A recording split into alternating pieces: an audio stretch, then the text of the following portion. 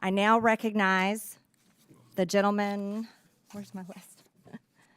Now recognize the gentleman from Missouri, Mr. Burlison, for 5 minutes. Thank you, Madam Chairwoman, and good morning to our witnesses.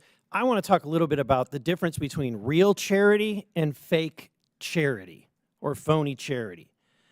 Real charity is an individual seeing a need, feeling the love in their heart, the compassion for their fellow man, digging money out of their own pocket and giving it to the people in need. Government charity, fake charity, is taking from somebody else and giving it to whoever you think that you want to give it to. Let's call this USAID program for what it actually is. It is a disgraceful betrayal of the American taxpayer. It's all under the guise of being charity, but for years, the Democrats have turned USAID into their personal slush fund, funneling billions of our hard-earned tax dollars into a cesspool of left-wing propaganda, all masquerading under the guise of charitable aid. And what did we get for it? Not stronger allies, not safer borders, and hardly a dime's worth for the American interest.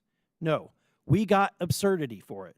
Taxpayer cash bankrolling climate activism, DEI, that are frequently at odds with the values and the needs of the countries that we're supposedly aiding. This isn't aid. It's a shakedown of our taxpayers, courtesy of the left-wing bureaucracy working with dark money networks that Mr. O'Neill described so eloquently earlier. Now, I have a question for Mr. Roman. As DOGE has recently brought to the forefront, USAID has often used American tax dollars to push leftist ideology abroad. One of these areas is exporting radical renewable energy agenda, which I believe is not only not in the best interest of the U.S., but it's also detrimental to the very countries that the aid is supposed to be helping, subsidized by anti-competitive energy policy. Can you touch on the impact that this policy has?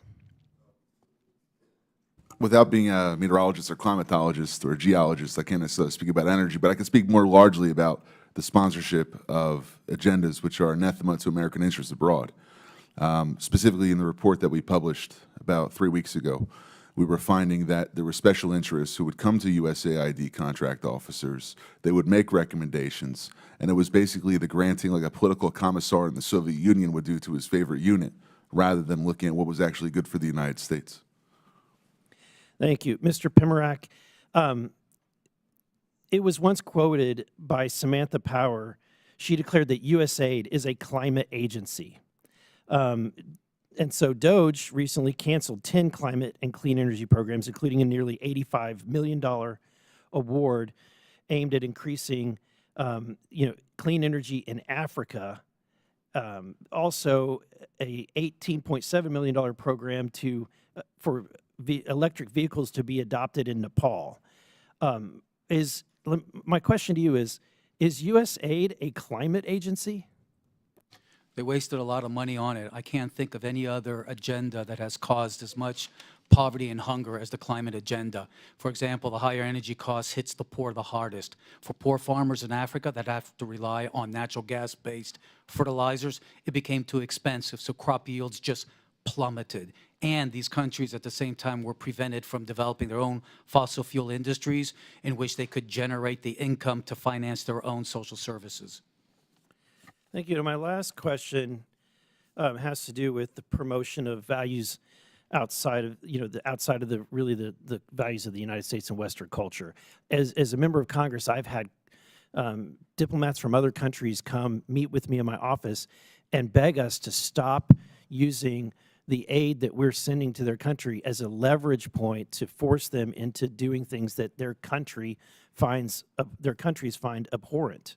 One of those is the promotion of abortion. USAID is being used to push ideologies, including abortion ideology, across the globe. In fact, during the Biden administration, one of his first actions was to sign a memorandum reinstituting the foreign aid to abortion programs. But Mr. O'Neill, that jeopardized the same funding that was supposed to be helping people with AIDS. Yeah, we've seen throughout the Biden administration the impact of these far-left organizations propped up by the left's dark money network, pushing a host of causes, particularly on abortion.